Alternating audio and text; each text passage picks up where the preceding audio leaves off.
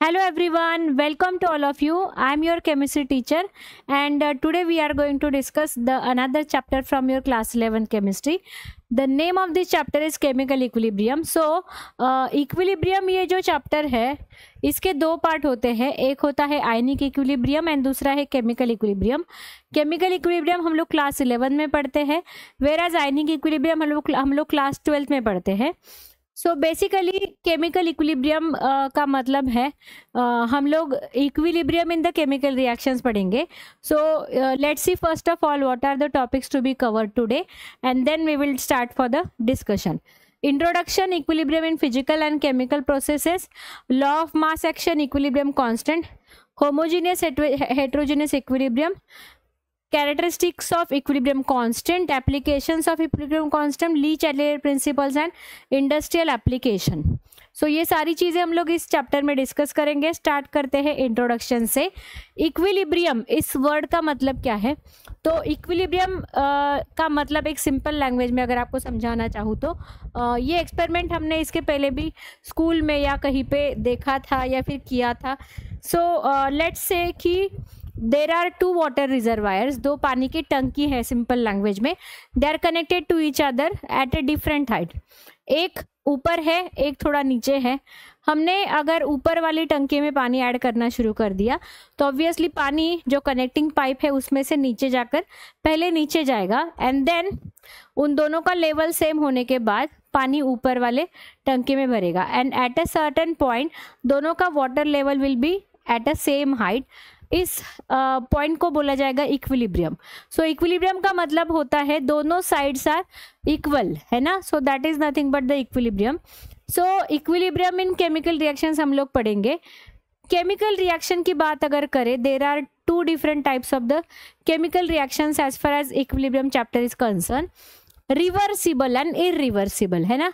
नाम से ही मतलब समझ में आता है. रिवर्सिबल यानी जो रिवर्स हो सकती है, पीछे जा सकती है, बराबर, यानी वो आगे भी जा सकती है, that will be called as a forward reaction, और पीछे भी जा सकती है, that will be called as reverse और backward reaction. So these reactions are called as the reversible reaction, whereas other reactions which cannot go back on their own, you can say, they are called as the irreversible reaction. So naturally जो processes होती है nature में voluntarily, वो सारी processes irreversible होती है. Simple सा उदाहरण देने के लिए, वाटरफॉल, झरना. सो झरने में पानी ऊपर से नीचे आता है due to the gravitational force, लेकिन नीचे से वही पानी ऊपर जाने के लिए, जिसको रिवर्स वाटरफॉल बोलते हैं, जो बहुत ही पहाड़ी इलाकों में हम लोगों ने सुना है कि ऐसा होता है कि रिवर्स वाटरफॉल भी होते हैं. उसके लिए ऑब्वियसली एयर का फ्लो बहुत ज़्यादा नीचे से ऊपर होना चाहिए, है ना. सो दैट्स वाई ये जो पानी है ये नीचे से फिर due to the flow of air, pressure of air, ये फिर से ऊपर जाता है. That is the reverse waterfall. लेकिन रिवर्स होने के लिए एनर्जी की ज़रूरत पड़ी यहाँ पे, है ना. वाटर का प्रेशर, एयर का प्रेशर की ज़रूरत पड़ी, यानी कि unless and until we are not putting some extra efforts, we are not investing our energy, waterfall में water नीचे से ऊपर नहीं जाएगा naturally या फिर voluntarily. Therefore all the natural processes are irreversible in nature. अभी इस चैप्टर में हम लोग केमिकल रिएक्शन देखेंगे, तो let's see some examples here. So first example you can see, that is thermal decomposition of potassium chlorate, KClO3 converted to KCl and O2.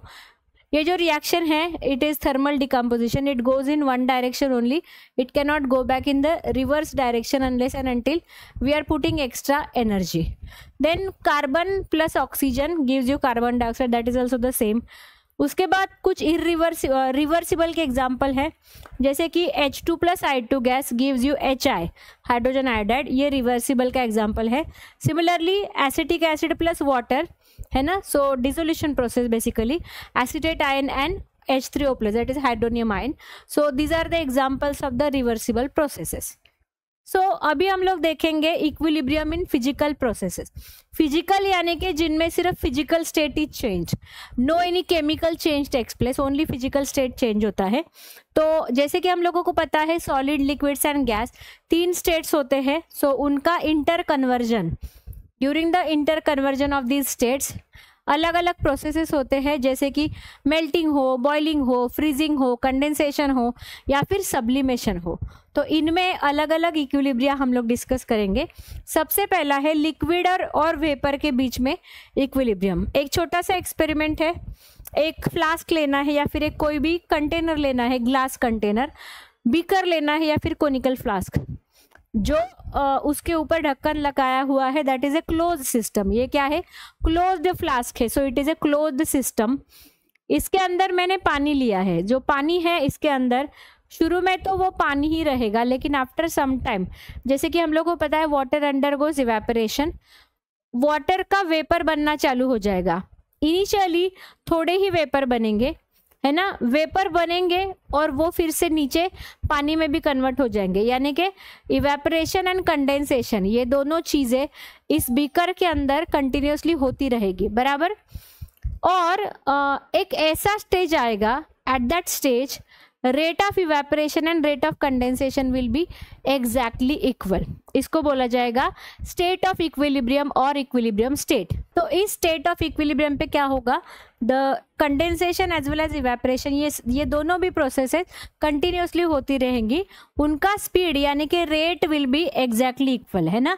So what I can say, at equilibrium rate of evaporation यानी conversion of water to vapour will be exactly equal to rate of condensation, condensation यानी vapour to liquid, है ना, rate of condensation. सो इस state को बोला जाएगा equilibrium state और state of equilibrium, ठीक है।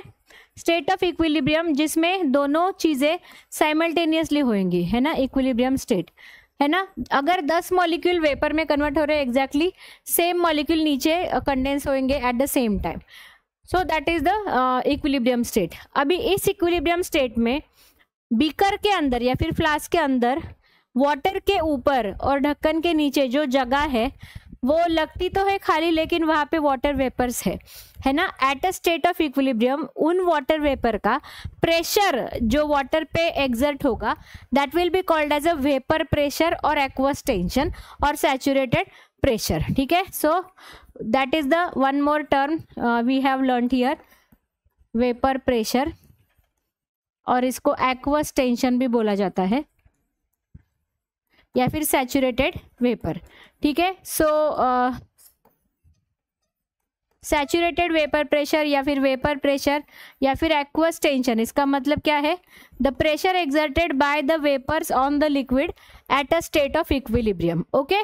सो ये जो इक्विलिब्रियम है it is called as liquid vapour equilibrium, okay.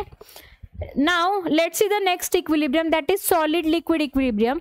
तो इसके लिए हम लोग एग्जांपल लेंगे the mixture of ice and water, ठीक है, बर्फ और पानी का एग्जांपल लेंगे, इनके बीच में इक्विलिब्रियम होगा। इसको हम लोग परफेक्टली इंसुलेटेड यानी नो एनर्जी और no matter should be exchange thermos flask में एट 0 डिग्री सेल्सियस यानी 273 केल्विन पे हम लोग क्या करेंगे, इस मिक्सचर को लेंगे। ये हो जाएगा आइसोलेटेड सिस्टम, है ना, और this equilibrium will be called as a what, constant temperature है, आइसोलेटेड सिस्टम है, आइस एंड वाटर यानी सॉलिड एंड लिक्विड है। So this is solid liquid equilibrium. Now we will see the next, that is solid and vapour. अभी solid to vapour ये process जो होता है that is called as a sublimation, है ना। तो यहाँ पे देखिए हमने एक कोनिकल फ्लास्क लिया है, you can take beaker as well, जिसको कवर करना चाहिए यानी कि क्लोज सिस्टम है, ढक्कन होना चाहिए। इसमें हमने आयोडीन लिया है, आयोडीन का फिजिकल स्टेट होता है सॉलिड, लेकिन वो बहुत आसानी से कन्वर्ट होता है वेपर्स में।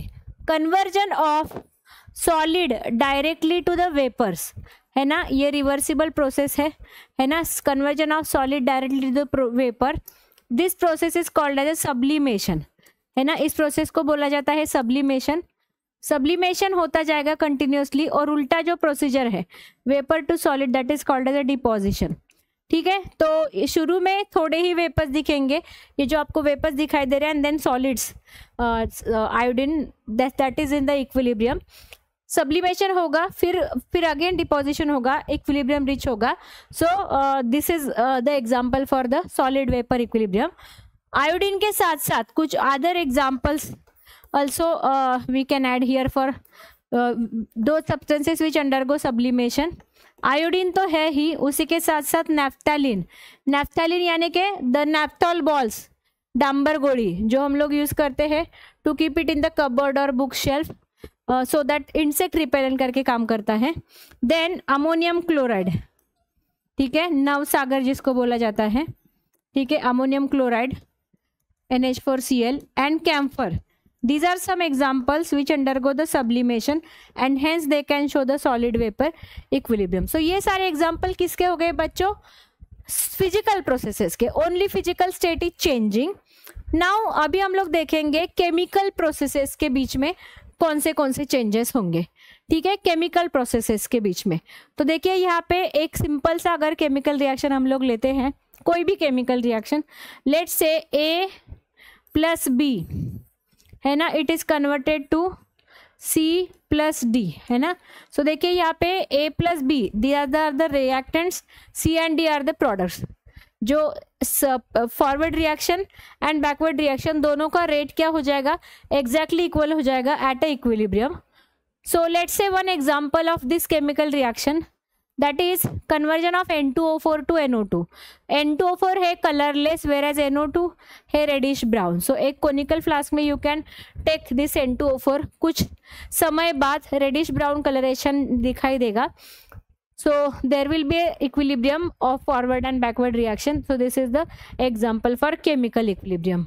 Now इसका एक graphical representation you can see the forward and backward reaction. You can see graph for concentration of NO2 as well as N2O4 with respect to time, है ना। देखिए हमेशा याद रखना है फॉर्मेशन ऑफ NO2 यानी फॉरवर्ड रिएक्शन, ग्राफ ऐसा जा रहा है यानी कॉन्सेंट्रेशन ऑफ NO2 बढ़ता जा रहा है एट ए सर्टन लेवल यहाँ तक, लेकिन यहाँ से आगे वो कांस्टेंट रहा है, बराबर।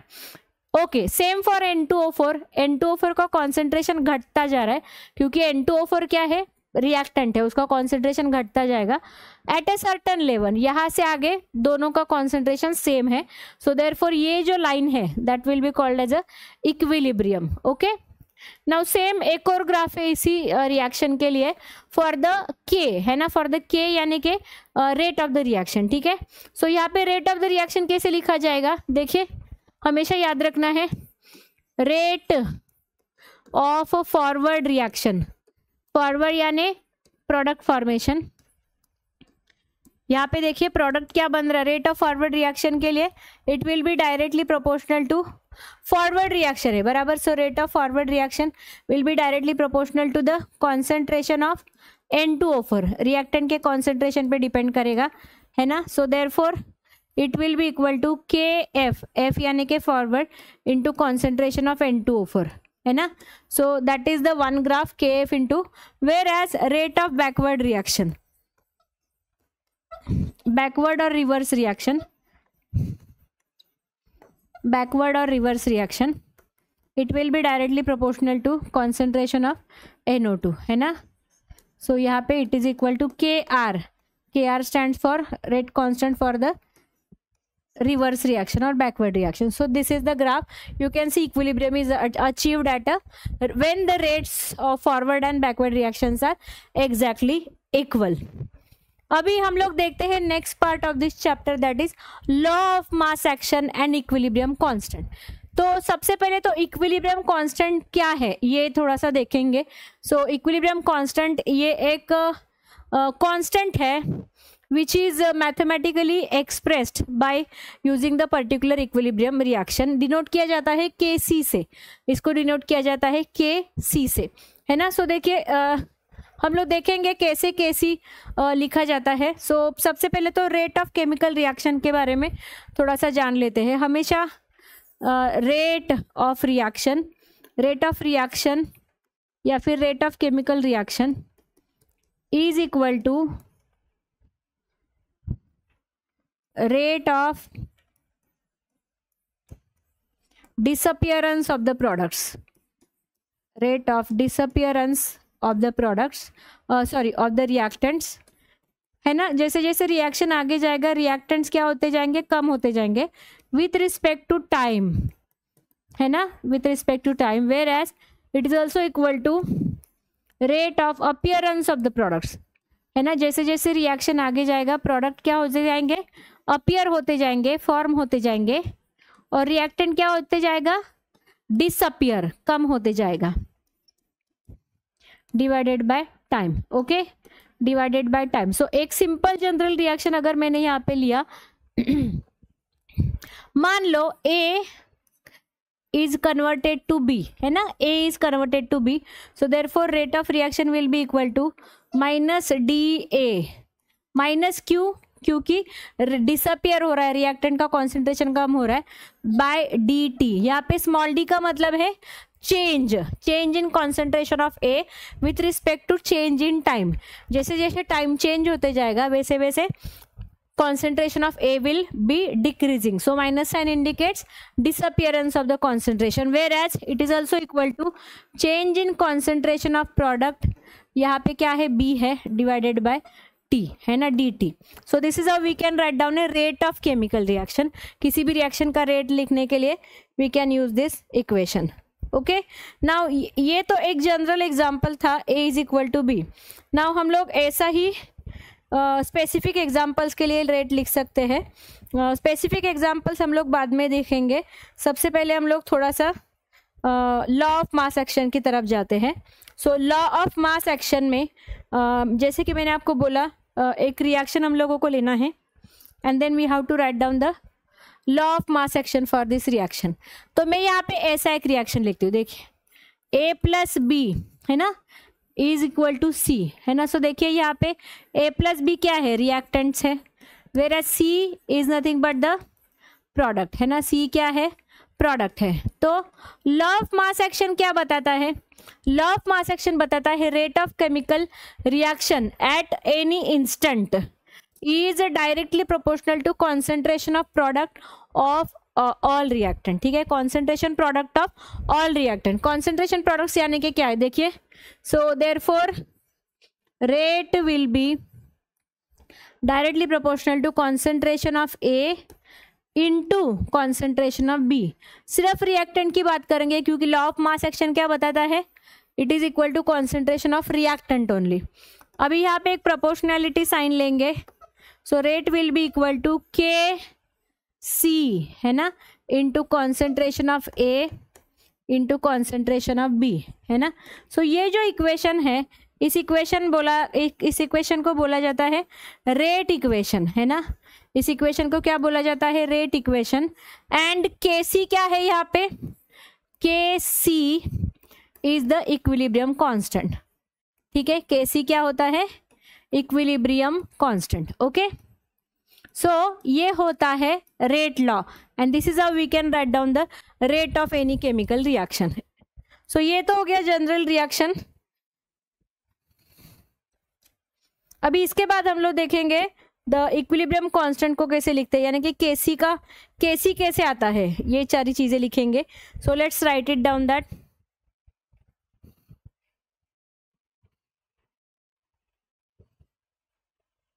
यहाँ पे K आएगा सबसे पहले, नॉट Kc, सो Kc बाद में आएगा, Kc का रिलेशन। सो यहाँ पे K आएगा, स्मॉल k, और ये जो स्मॉल k है that is called as the rate constant and not equilibrium constant, rate constant. ठीक है, अभी इस इक्वेशन को यूज करके हम लोग अभी इक्विलिब्रियम कांस्टेंट कैसे लिखना है ये देखते हैं। ओके,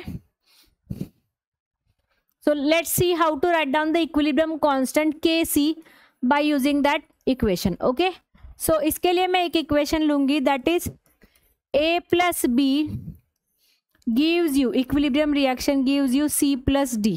Okay, so यहाँ पे you can see AB are the reactants, CD are the products.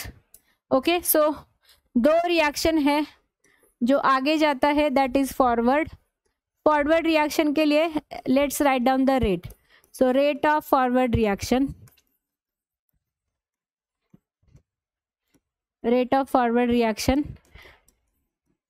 Is equal to KF into concentration of A, rate law लिखेंगे right, into concentration of B, है ना। Where what is KF, where KF is rate constant for forward reaction. KF क्या है, rate constant for forward reaction.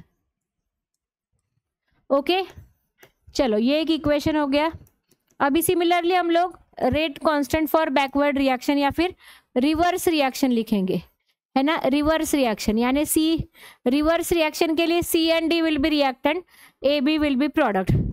So let's write down rate of reverse और backward reaction. Rate of reverse और backward reaction will be equal to K R into concentration of C into concentration of B, है ना। यहाँ पे के R क्या है बच्चों, where K R is rate constant for reverse reaction और बैकवर्ड रिएक्शन, ठीक है। अभी देखिए हम लोगों को इक्विलिब्रियम, हमने इक्विलिब्रियम कांस्टेंट का डेफिनेशन देखा था। इक्विलिब्रियम कांस्टेंट केसी यानी the constant for the equilibrium reaction, है ना। यानी कि इक्विलिब्रियम रिएक्शन का मतलब होता है at this equilibrium state the rate of forward reaction and backward reaction are equal, है ना। So let's write it down at equilibrium, at equilibrium rate of forward reaction is equal to rate of backward or reverse reaction। Okay, इसको हम लोग क्या बोलते हैं, equilibrium बोलते हैं, बराबर, रेट ऑफ बैकवर्ड रिएक्शन, ठीक है। सो रेट के लिए हमने इक्वेशन लिखे हैं। So let's write down the rate of forward reaction क्या है बच्चों, therefore it is kf into concentration of A concentration of B equals to kr into concentration of C into concentration of D। Okay, अभी equilibrium constant का जो formula होता है that is Kc as equilibrium constant. Equilibrium constant का symbol क्या है, Kc है। Equilibrium constant K capital C is equal to rate of forward reaction divided by rate of backward reaction, ठीक है। So let's write down therefore Kc is equal to, देखिए, so Kf upon Kr बराबर। सो देखिए यहाँ पे अगर मैंने इस इक्वेशन को थोड़ा सा रीअरेंज किया, so Kf upon Kr equals to Kc, it will be equal to concentration of C into concentration of D divided by concentration of A into concentration of B। So this is how we can write down the equilibrium constant Kc for any reversible or any equilibrium reaction, okay, which is equal to concentration of product divided by concentration of reactants, okay। Now इसके बाद हम लोग जाएंगे next part के लिए।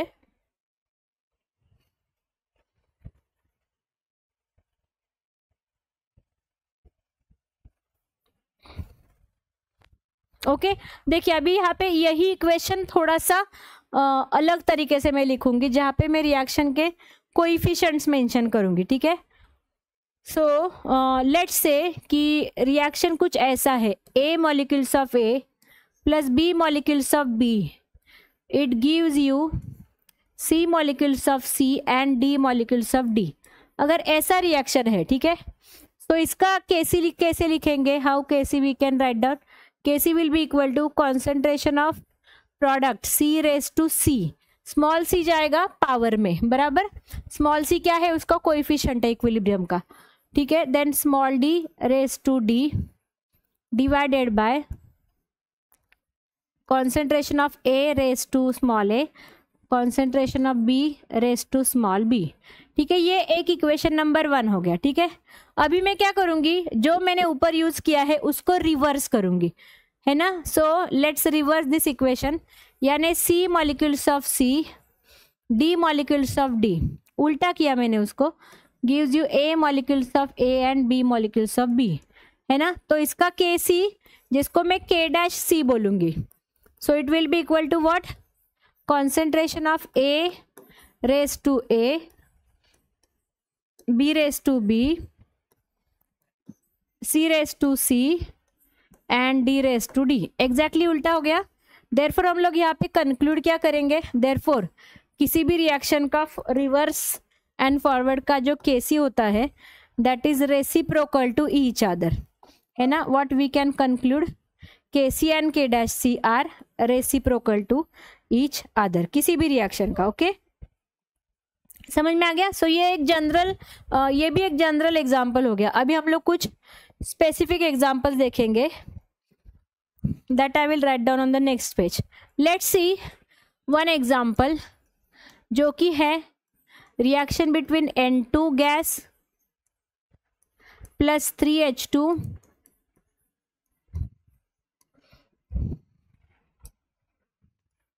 gives you 2NH3. ठीक है, ये एक इक्वेशन है. So what will be the KC for this reaction, देखिए KC will be equal to, product में क्या है, NH3 का कॉन्सेंट्रेशन का स्क्वायर, कोएफिशिएंट जाएगा ऊपर, डिवाइडेड बाय N2 का कॉन्सेंट्रेशन इनटू हाइड्रोजन का कॉन्सेंट्रेशन का क्यूब, बराबर. ठीक है, सो ये हो गया इक्वेशन नंबर 1. लेट्स से, सो अभी हम लोग इसको रिवर्स करेंगे, है ना.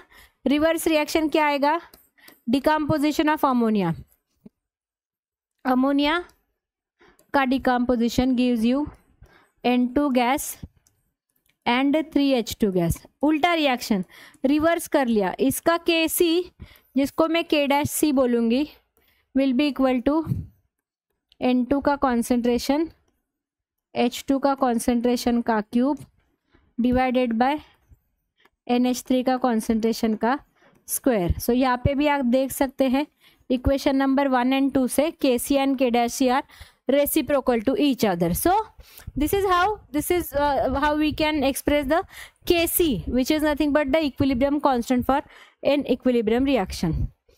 अभी हम लोग वही इक्विलिब्रियम कांस्टेंट को K को पार्शियल प्रेशर के फॉर्म में लिखेंगे. ये कब आएगा, जब भी रिएक्शन गैसियस स्टेट में है, reactants and products are in the gaseous state. So gaseous state में जब भी रिएक्टेंट्स एंड प्रोडक्ट्स होते हैं तो उनका हम लोग प्रेशर या फिर पार्शियल प्रेशर मेंशन करते हैं. पार्शियल प्रेशर आपने इसके पहले ही पढ़ा है in the Dalton's law of partial pressure, जो स्टेट्स ऑफ मैटर में पढ़ा था. पार्शियल प्रेशर यानी कि अगर मेरे पास मिक्सचर ऑफ गैसेस है, उसमें किसी एक गैस का contribution, that will be the partial pressure, part of the pressure. So let's see one such example. So पहले तो जनरल एग्जांपल देखते हैं.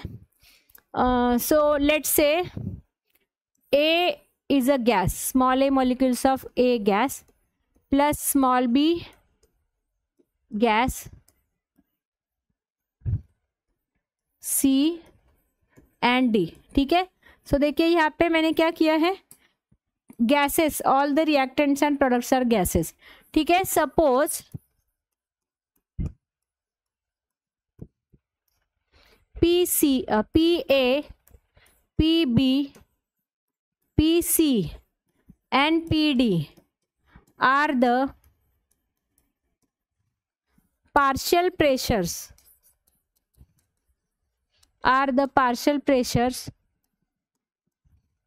of gases A, B, C and D respectively. ठीक है, respectively these are the pressures of the gases. So therefore Kp will be equal to, है ना, P stands for pressure, will be equal to the pressure of C raised to C.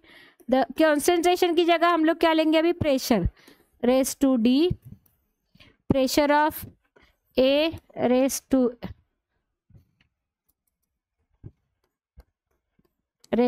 A and partial pressure of B raised to B. So this is how we can write down the Kp. Okay. Now let's see the relationship between this partial pressure and concentration. So let's say यहाँ पे हम लोग जो equation use करने जा रहे हैं that is the ideal gas equation, जो हमने स्टेट्स ऑफ मैटर इस चैप्टर में इसके पहले ही पढ़ा है. ठीक है, आइडियल गैस इक्वेशन क्या होता है बच्चों, PV is equal to nRT, बराबर. Now let's write down the ideal gas equation for gas A.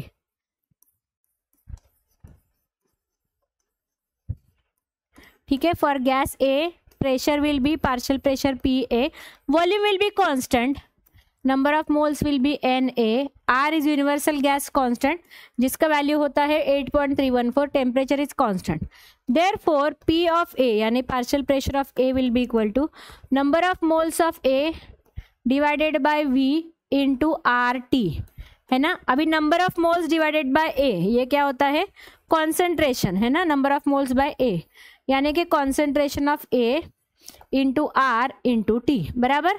ये हो गया पीए का फॉर्मूला। सिमिलरली पीए के जैसा ही we can write down similarly for B, C and D.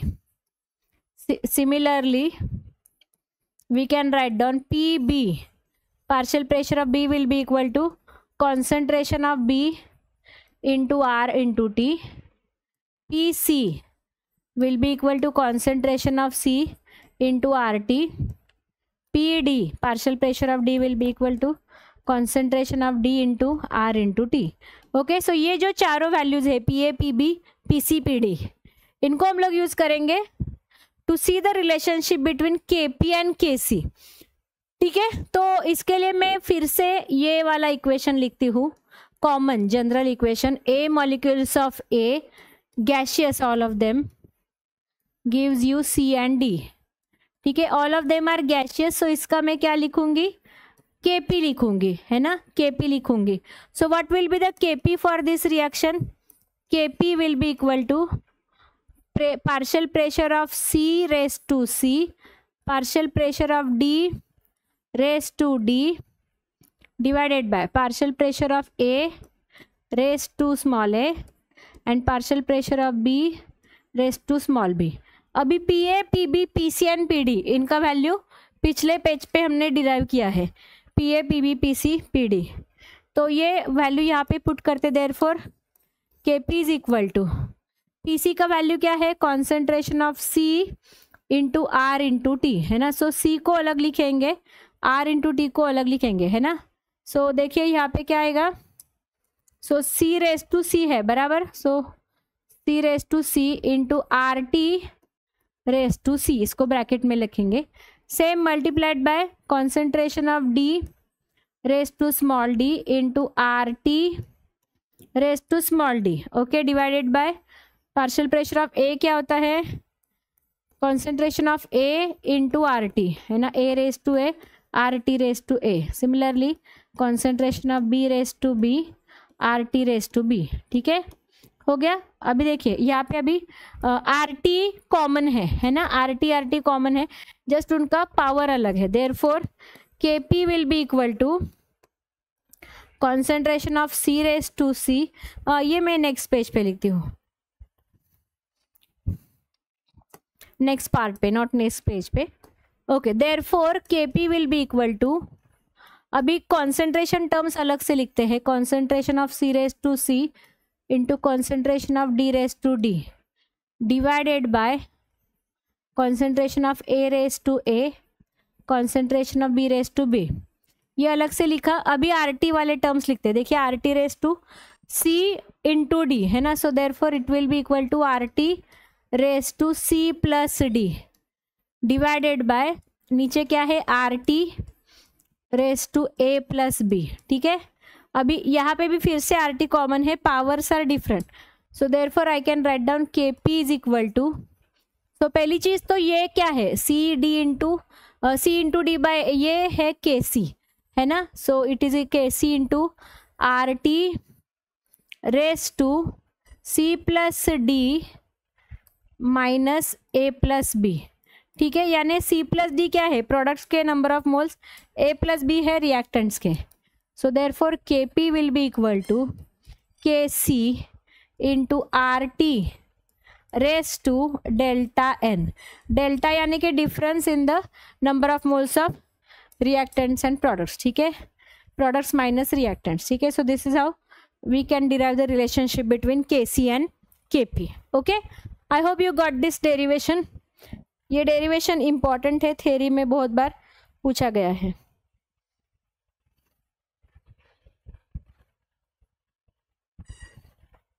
R universal gas constant है जिसका वैल्यू होता है 8.314 litre pascal metre cube kelvin per मोल।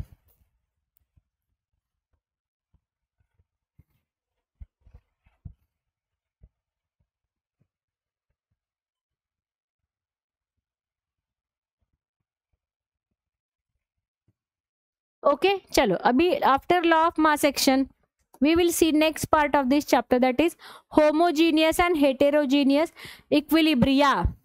इसके लिए सबसे पहले होमोजीनियस एंड हेटेरोजीनियस रिएक्शन का मतलब समझ लेते हैं. सबसे पहले देखेंगे होमोजीनियस रिएक्शन. होमोजीनियस यानी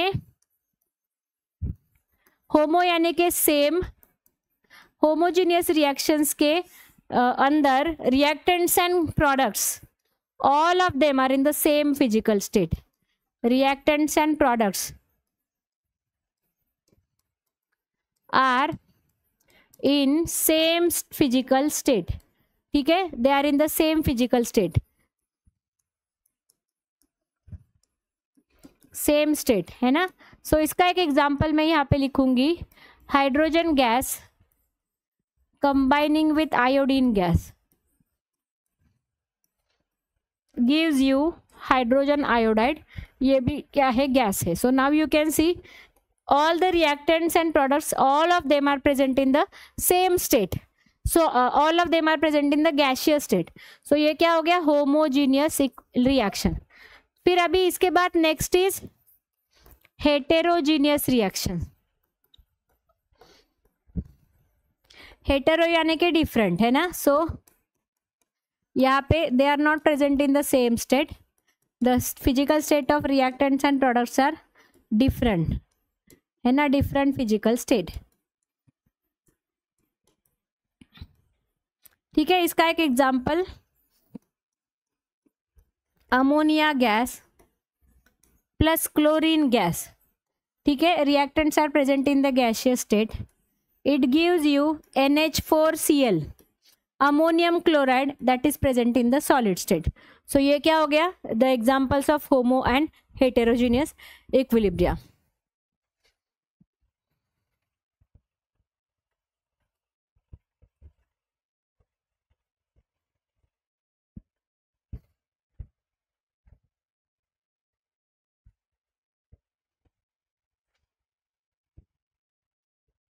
ओके ना, अभी हम लोग इनके इक्विलिब्रियम कांस्टेंट लिखेंगे. So let's see equilibrium constant. Homogeneous का तो ठीक है, all of them are included in the equilibrium constant. लेकिन हेटेरो का देखते हैं, इसी एग्जांपल का एक्सप्लेन करूंगी. Equilibrium constant for heterogeneous. ठीक है, अमोनियम क्लोराइड का formation, ammonia gas plus chlorine gas gives you ammonium chloride NH4Cl जो क्या है, सॉलिड है. ठीक है, अभी देखिए इसका फिर Kc क्या हो गया, Kc will be equal to concentration of product है ना. सो कॉन्सेंट्रेशन ऑफ NH4Cl जो कि सॉलिड है divided by concentration of gas NH3 and Cl2.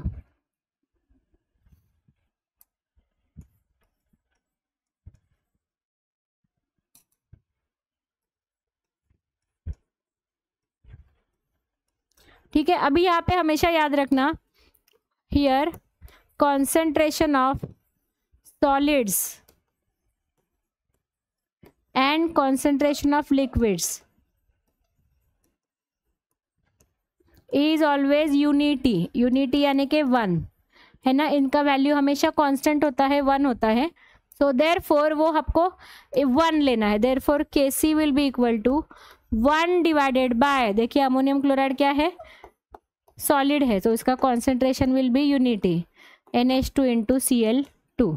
ठीक है, so this is how whenever heterogeneous equilibria is there, आपको सॉलिड्स एंड लिक्विड्स का concentration term के जगह पे 1 लिखना है.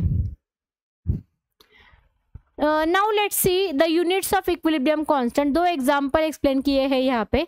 So both this examples I will explain on the next page. सबसे पहला है H2 plus I2 giving you HI. I will explain this example. Here it is already explain but I will explain in one more time. ठीक है, to write down the unit of equilibrium constant, Kc का unit of Kc लिखने के लिए let's see how to proceed. H2 plus I2 equilibrium arrow gives you 2HI. ठीक है, सो ये है आपका रिएक्शन. सबसे पहले तो Kc लिखेंगे.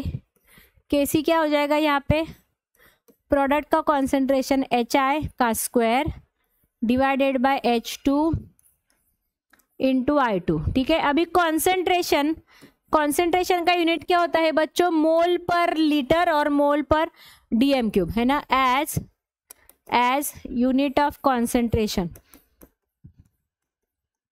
कॉन्सेंट्रेशन यानी के मोल पर लीटर, और it is also equal to mole, litre की जगह हम लोग DM क्यूब भी लिख सकते हैं। ठीक है, so therefore what will B unit of Kc here? Concentration of HI mole per litre, है ना, मोल पर लीटर यानी DM⁻³ उसका square divided by mole per litre for H2 and mole per litre for I2। यहाँ पे देखिए, सो यहाँ पे सारी चीज़ें कैंसल आउट हो रही है ना। So therefore Kc for this reaction is unitless, है ना। इस रिएक्शन के लिए Kc क्या है? It does not have any unit, no unit. Okay, now similarly we can now solve for this another reaction, production of ammonia. ठीक है, N2 gas plus 3H2 gas gives you 2NH3 gas, है ना। So let's write down the Kc for this. Kc क्या होगा? NH3 का square divided bye N2 multiplied by H2 का cube. अभी units लिखते हैं, हर एक कॉन्सेंट्रेशन का यूनिट होगा mole per DM cube. So let's write down unit of Kc क्या होगा? So it is mole per DM cube का square divided by, it is mole per DM cube for NH2 sorry N2 and then it is mole per DM cube का cube for H2, है ना। सो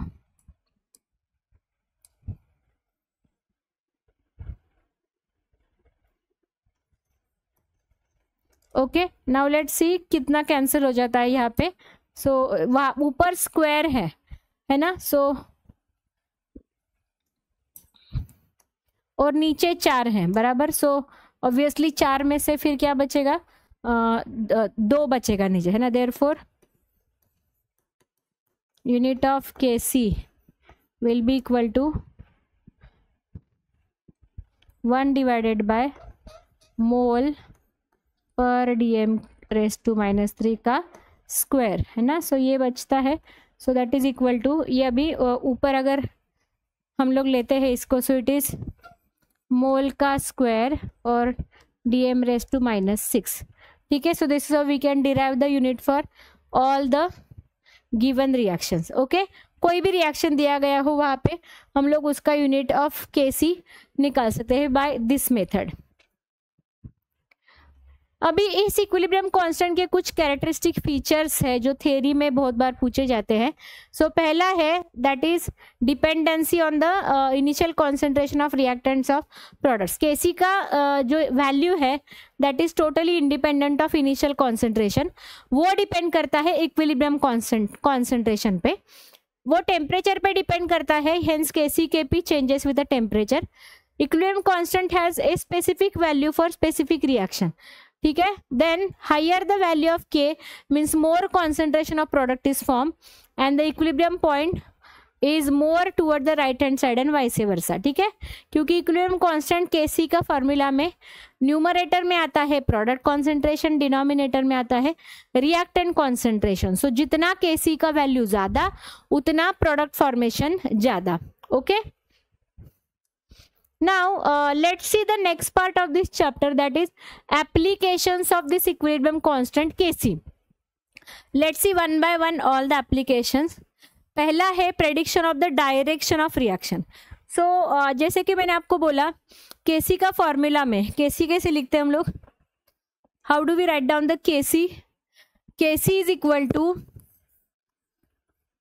the concentration of products divided by concentration of reactant. So here you can see guys, अगर Kc ज़्यादा है यानी कि product का concentration ज़्यादा है, रिएक्शन फॉरवर्ड डायरेक्शन में होगा. अगर Kc कम है तो रिएक्शन बैकवर्ड डायरेक्शन में होगा. यहाँ पे एक और कंसेप्ट आता है, दैट इज QC, है ना. सो इसका फॉर्मूला भी वैसा ही है. QC is also equal to products का कॉन्सेंट्रेशन बाय रिएक्टेंट का कॉन्सेंट्रेशन. लेकिन QC जो कि रिएक्शन कोशेंट है, QC क्या है, रिएक्शन कोशेंट है.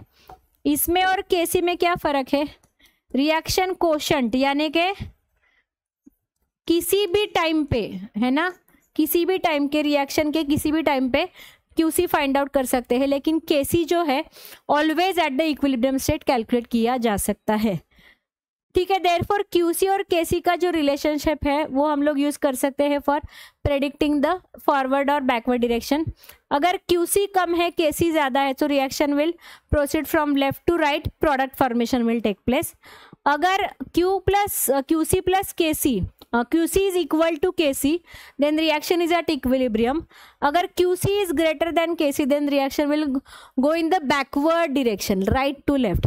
Okay, so this is how we can use the values of QC and Kc for predicting the reaction का progress. Now next is to know the extent of reaction. Extent of reaction यानी reaction forward में जाएगा या backward में जाएगा, कितना forward में जाएगा, how much products will be form likewise. तो यहाँ पे एक सिंपल सा डायग्राम दिया है. पहले तो the larger the value of Kc, the farther the reaction proceeds to the right hand side, है ना. यानी कि प्रोडक्ट फॉर्मेशन होगा जितना Kc का ज़्यादा है. ओके, Kc का लेकिन देखिए यहाँ पे उन्होंने रेंज दिया है.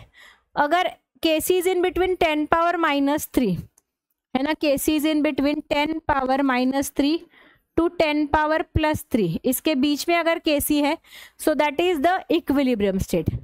अगर इससे कम है यानी कि बहुत छोटा है, so reaction will proceed in the forward direction, यानी कि प्रोडक्ट हार्डली बनेगा, है ना के बराबर बनेगा. अगर 10 पावर 3 से 1000 से ज़्यादा है Kc, very large, then reaction always almost completion के लिए जाएगा, nearly to the completion. ठीक है. So this is how from the Kc का value we can predict the extent of reaction either in the forward direction or in the backward direction. ये value आपको याद रखना है, 10 power -3 to 10 power +3.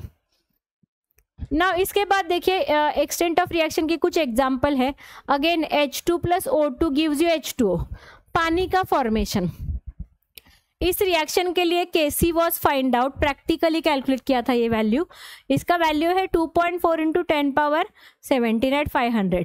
So you can C Kc का value बहुत ज़्यादा है, देयरफॉर Kc का वैल्यू 1000 से ज़्यादा है, इसीलिए ये रिएक्शन फॉरवर्ड डायरेक्शन में जाएगा, ज़्यादा से ज़्यादा प्रोडक्ट फॉर्मेशन होगा. लेकिन यही रिएक्शन अगर मुझे उल्टा करना है, रिवर्स, यानी H2O converted to H2 and O2, इसका Kc देखिए, दैट इज 0.41 × 10 पावर -47, यानी Kc is so small that this reaction is hardly possible. Okay, reaction is hardly possible. Now next application है इक्विलिब्रियम कांस्टेंट का, to calculate the equilibrium concentration. ठीक है, एक reaction दिया है, इसका इक्विलिब्रियम कॉन्सेंट्रेशन कैसे निकालेंगे देखते हैं. यहाँ पे पहले सारी चीज़ें दी है, मैं फिर से एक बार आपको ये एक्सप्लेन करती हूँ कैसे लिखा जाता है. ठीक है, रिएक्शन क्या है देखिए, एसिटिक एसिड लिया है, बराबर, एसिटिक एसिड और अल्कोहल, इथाइल अल्कोहल, यानी कि ईस्टरिफिकेशन रिएक्शन है. ईस्टर फॉर्म होगा यहाँ पे, Easter is CH3 COO C2H5, यानी इथाइल एसीटेट, और पानी बनता है, बराबर. ठीक है, अब देखिए, अब यहाँ पे हम लोगों को 3 स्टेट में उनका कॉन्सेंट्रेशन लिखना है. पहले हम लोग लिखेंगे initial moles, initial number of moles. मान लो इस रिएक्शन में, मान लो, है ना, इन्होंने जस्ट एक वैल्यू कंसिडर किया है, इसके 2 मोल्स लिए हैं, इसके भी 2 मोल्स लिए हैं. शुरू में किससे स्टार्ट किया है, 2 मोल से.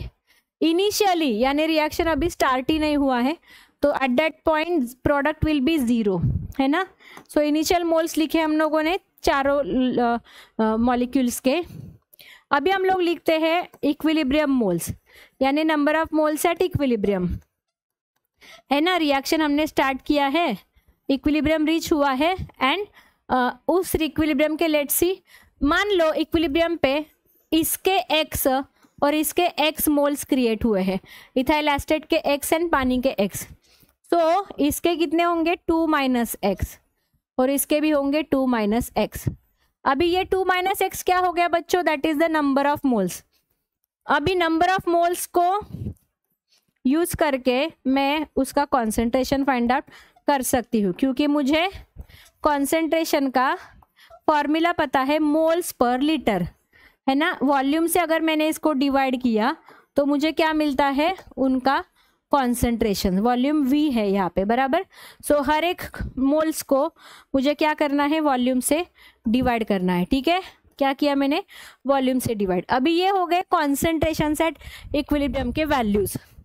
इन कॉन्सेंट्रेशंस के वैल्यूज को हम लोग अभी पुट करेंगे Kc के फॉर्मूला में। इस रिएक्शन का Kc लिखेंगे, on this page I will write down what will B Kc for this reaction. Kc will be equal to concentration of product CH3COO C2H5 ethyl acetate into concentration of H2O divided by concentration of acetic acid CH3COOH into concentration of C2H5OH, है ना। So this is how we have written the Kc for this reaction, बराबर। अभी इस reaction में हमने concentration terminologies, concentrations लिए हैं, बराबर। Similarly we can also express the same kind of concept for the pressures as well, जब भी हम लोग गैशियस रिएक्शन लेंगे, ठीक है। लेकिन इस रिएक्शन के लिए हम लोगों ने स्पेसिफिकली कॉन्सेंट्रेशन टर्म्स लिए हैं, सो that's Y I will use the concentration terms only, okay. अभी मुझे क्या करना है, जो कॉन्सेंट्रेशन के यहाँ पे मैंने वैल्यूज निकाले थे वही वैल्यूज मुझे पुट करना है in the equation. So let's put, therefore Kc is equal to, इसका कॉन्सेंट्रेशन है x/v, H2O का है x/v, बराबर, डिवाइडेड बाय इसका है 2 - x/v और इसका है 2 - x/v, ठीक है। अभी यहाँ पे देखिए सारे के सारे v कैंसल आउट हो जाते हैं, है ना। So therefore Kc will be equal to x² upon 2 - x का स्क्वायर, है ना, x² अपॉन 2 - x का स्क्वायर। इस रिएक्शन के लिए Kc का वैल्यू जो था दैट वाज प्रैक्टिकली कैलकुलेटेड, है ना, and it is practically calculated. Kc का वैल्यू इज इक्वल टू 4, ठीक है। इस रिएक्शन के लिए प्रैक्टिकली कैलकुलेटेड किया था Kc का value, that is equal to 4। So let's put that value, therefore 4 is equal to x² upon 2 - x का स्क्वायर, ठीक है। अभी देखिए यहाँ पे I will take a square root of all of it, so it is square root of 4 equals to x divided by 2 - x। Square root of 4 क्या आता है, 2 आता है, so 2 is equal to x divided by 2 - x। इसको solve करेंगे, so it is, ये इधर लेंगे तो it is 4 - 2x is equal to x। Therefore अभी इसको 3x इक्वल्स टू 4 में कन्वर्ट करेंगे, therefore x is equal to 4 divided by 3, है ना।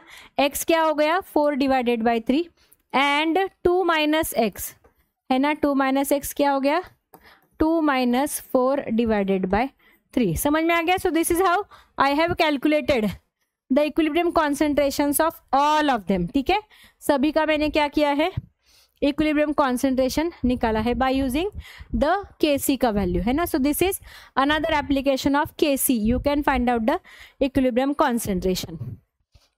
Now next application is the link between chemical equilibrium and the chemical kinetics.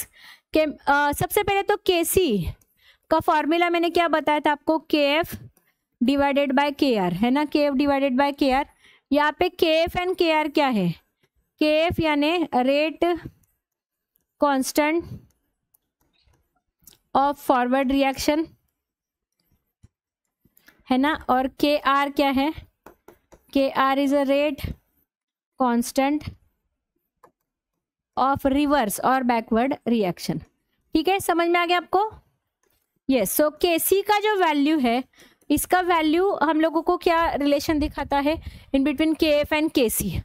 अगर के F is greater than के are है ना, यानी न्यूमरेटर अगर ग्रेटर है तो के सी का वैल्यू ज्यादा हो जाएगा, K C will be larger, reaction goes in completion यानी प्रोडक्ट की तरफ जाएगा।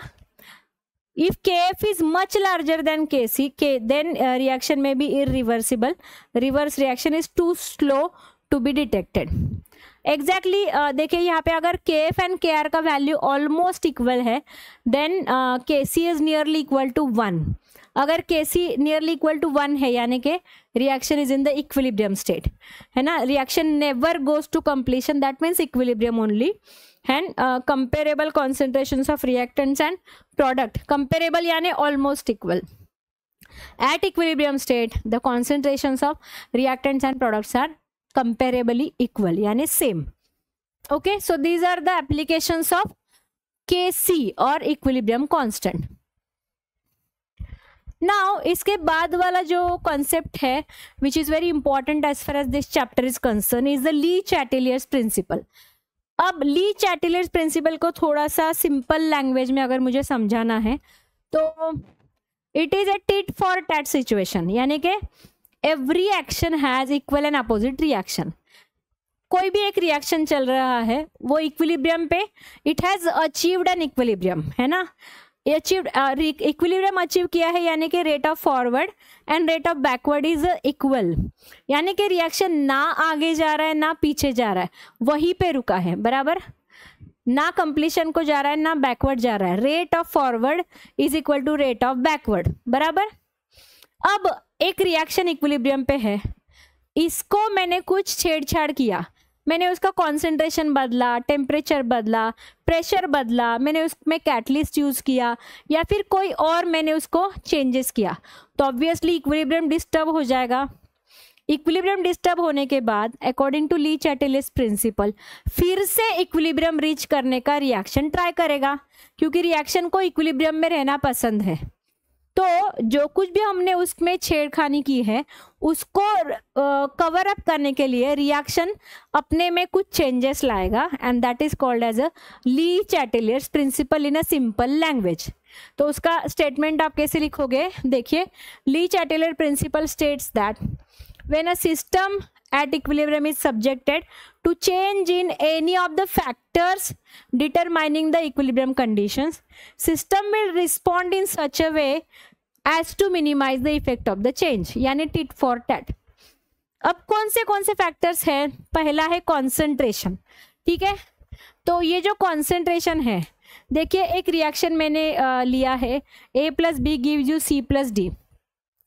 अगर मैंने ए बी यानी रिएक्टेंट का कॉन्सेंट्रेशन बढ़ाया, इक्विलिब्रियम डिस्टर्ब हो गया, तो रिएक्शन क्या करेगा, जितना ज़्यादा मैंने ए और बी यूज़ किया है उतना वो क्या करेगा, उसको प्रोडक्ट में कन्वर्ट करेगा, so that concentration of product and reactant again match हो जाएगा, यानी रिएक्शन कौन सी डायरेक्शन में जाएगा, फॉरवर्ड डायरेक्शन में।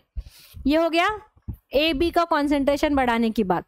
अगर मैंने सी और डी का कॉन्सेंट्रेशन बढ़ा दिया प्रोडक्ट का, तो ऑब्वियसली रिएक्शन किधर जाएगा, उल्टा जाएगा, है ना। Reaction will equilibrium will shift from the reverse direction, है ना, उल्टा डायरेक्शन में जाएगा, क्योंकि प्रोडक्ट जो एक्स्ट्रा मैंने यूज किया है उसको मैच करने के लिए कुछ प्रोडक्ट्स अगेन रिएक्टेंट में कन्वर्ट हो जाएंगे। तो this is the first factor, effect of concentration, position of equilibrium changes, but KC change होगा क्या, नहीं, KC will not change. Now pressure की बात है, प्रेशर कहाँ पे आएगा, जहाँ पे गैशियस मोल्स होंगे, है ना, लेकिन उसमें एक चीज़ और इम्पॉर्टेंट है कि number of gaseous moles of products and reactants उनमें डिफरेंट होना चाहिए in the equilibrium reaction. So यहाँ पे क्या होगा, आप अगर प्रेशर बढ़ाओगे so equilibrium will shift to the that side where gaseous molecules are less, but it doesn't have again no any change in the KC. उसके बाद आता है temperature. Temperature has an effect on equilibrium depend on nature of the reaction, एक्सो और endothermic. Temperature और केसी, ये मैंने पहले भी लिख के दिया है कि केसी इज डिपेंडेंट ऑन टेम्परेचर, तो ऑब्वियसली टेम्परेचर चेंज करोगे तो केसी का वैल्यू चेंज होगा। कैटलिस्ट का बेसिकली कोई रोल नहीं होता केमिकल रिएक्शन में। कैटलिस्ट का रिएक्शन मतलब रोल होता है, नहीं होता in the sense catalyst reaction का स्पीड बढ़ाते तो है, लेकिन एट द एंड रिएक्टेंट और प्रोडक्ट इनमें कहीं भी उनका नामो निशान नहीं होता, यानी कि catalyst are regenerated at the end of the reaction. यानी कि देखिए फॉर एन एग्जांपल, आप पढ़ाई करते हैं तो you are studying on your own, उसमें आपके मम्मी का कोई हाथ नहीं होता, मम्मी आपके पढ़ाई नहीं करती, वो खुद से नहीं बैठती कि ये ऐसा, वो खुद नहीं पढ़ती, लेकिन मम्मी या फिर आपकी mom she acts as the catalyst so that you speed up your reaction, you speed up your study, है ना। आपको पढ़ाई करने के लिए आपकी मम्मी क्या करती है, ट्रिगर करती है, कैटलिस्ट का रोल प्ले करती है। So same for the catalyst here in also, therefore catalyst का पोजीशन ऑफ इक्विलिब्रियम और केसी का वैल्यू पे कोई भी असर नहीं होगा। सो ये टेबल बहुत इंपॉर्टेंट है, इसके ऊपर बहुत सारे एमसीक्यू फॉर्म किए जा सकते हैं। नाउ इसके बाद हम लोग एक इंडस्ट्रियल प्रोसेस देखेंगे जो कि है हेबर्स प्रोसेस। हेबर नाम के साइंटिस्ट ने अमोनिया का मैन्युफैक्चरिंग का मतलब है preparation on industrial scale, large scale में। अमोनिया ये एक बहुत ही इम्पॉर्टेंट, बहुत ही ज़्यादा यूज़ किया जाने वाला solvent as well as basic compound है। दैट्स वाई इसका मैन्युफैक्चरिंग का ये जो प्रोसेस है, that is Haber process, is very very important. इस रिएक्शन में कैटलिस्ट के तौर पर आयरन यूज किया जाता है, ठीक है। रिएक्शन क्या है देखिए, N2 गैस, नाइट्रोजन गैस, पहले ही मैंने लिख के दिया है ये reaction, 3H2 gas gives you, reversible reaction है, 2NH3 गैस, ये रिएक्शन है, ठीक है, अमोनिया का प्रोडक्शन के लिए। यहाँ पे iron is use as a catalyst, Fe is use as a catalyst, ठीक है। ये हो गया पहला कंडीशन, लेकिन उसी के साथ साथ let's see what are the other conditions for this. So optimum, ये ऑप्टिमम कंडीशन आपको याद रखना है, that is about 773 kelvin, very very important, this temperature conditions you have to remember. Similarly जो प्रेशर का कंडीशन है दैट इज 250 एटमॉस्फेयर, है ना। So these conditions you have to remember for the temperature and pressure. Catalyst का तो है ही condition, but as I have told you already, catalyst का effect on the KC as well as effect on equilibrium position, that is no effect, बराबर। So catalyst just you should know here this Haber process you will also study in the p block elements one more time in the group number 15, but यहाँ पे हम लोग Haber process in terms of Le Chatelier principle, that is effect of change in pressure and change in temperature पढ़े हैं, बराबर। ये दो condition आपको याद रखना है, temperature 773 kelvin and pressure is 250 atmosphere.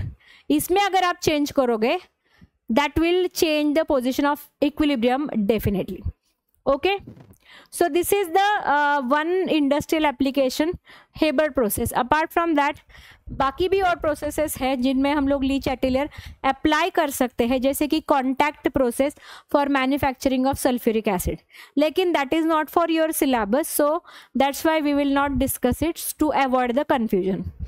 तो यहाँ पे अपना ये चैप्टर केमिकल इक्विलिब्रियम खत्म होता है। इसके रिलेटेड जो भी आपके डाउट्स हैं, you can post it any time in the chat, I will be discussing all of them in detail. ये छोटा चैप्टर है, ज़्यादा बड़ा नहीं है, लेकिन फिर भी इम्पॉर्टेंट है ना। छोटा है, 16 पेजेस का है टोटली, है ना, क्वेश्चंस एंड एवरीथिंग मिला के जस्ट 16 पेजेस का चैप्टर है। वेर एज कल का जो अपना चैप्टर था basic principle, that was 30, more than 30 pages का chapter. So you can just imagine कि ये छोटा है, लेकिन you have to study it, you should not skip that chapter. बहुत आसान है, और ये जो चैप्टर है इनमें कुछ कुछ जो कंसेप्ट आते हैं, जैसे कि रेट ऑफ रिएक्शन को लिखना, देन रेट लॉ लिखना, इक्विलिब्रियम कांस्टेंट लिखना, ये सारी चीज़ें as it is you will require in the class 12th in the chapter ionic equilibria, पहले बिफोर कोविड के पहले जब सिलेबस अपना अलग था, मतलब जब बाद में थोड़ा सा चेंजेस हुए हैं, तो उसमें ये 2 चैप्टर हम लोग साथ में पढ़ते थे, लेकिन अभी इनको 2 अलग पार्ट में डिवाइड किया है, ठीक है। सो that's why this chapter is very important as far as both 11th as well as 12th exam is concern. I hope आपको ये सेशन समझ में आया होगा। So here we will conclude, and जो भी आपके डाउट्स है please feel free to post your doubts in the chat. So thank you so much, bye bye and take care.